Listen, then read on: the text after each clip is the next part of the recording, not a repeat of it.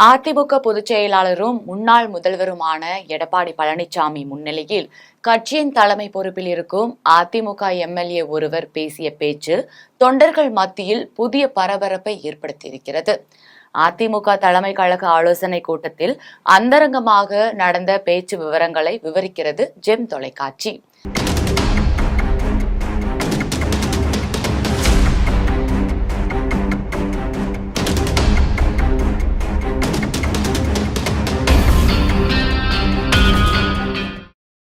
தமிழகம் முழுவதும் உள்ள அதிமுக நிர்வாகிகளை மாவட்ட வாரியாக அழைத்து தீவிர ஆலோசனைகள் நடத்தி வருகிறார் எடப்பாடி பழனிசாமி.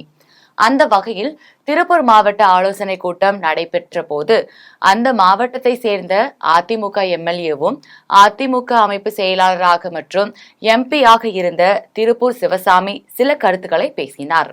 அவர் பேசும்போது அதிமுகவில் சில கீழ்மட்ட செயலாளர்கள் மாவட்ட செயலாளர்களின் பேச்சை கேட்பதில்லை. எனவே அப்படிப்பட்டவர்களை மாற்றம் செய்ய வேண்டும்.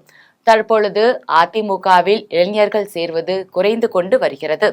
பெரும்பாலும் திமுகவிலும் பாஜகவிலும் இளைஞர்கள் சேரத் தொடங்கியிருக்கிறார்கள். எனவே நமது கட்சியில் இளைஞர்களுக்கு முக்கியத்துவம் தர வேண்டும். அந்த வகையில் நமது கட்சி தலைவர்களின் வாரிசுகள் களத்தில் இறங்க வேண்டும். நமது எடப்பாடியாரின் வாரிசு அமைச்சர்கள் தங்கமணி வேலுமணியின் வாரிசுகள் பதவிக்கு வர வேண்டும். அப்படி இளைஞர்கள் பதவிக்கு வந்தால் கட்சி பலமாக இருக்கும் என அவர் பேசினார். அப்பொழுது கூடியிருந்த அதிமுக தொண்டர்கள் எழுந்து நின்று கை தட்டி அதனை வரவேற்றார்கள்.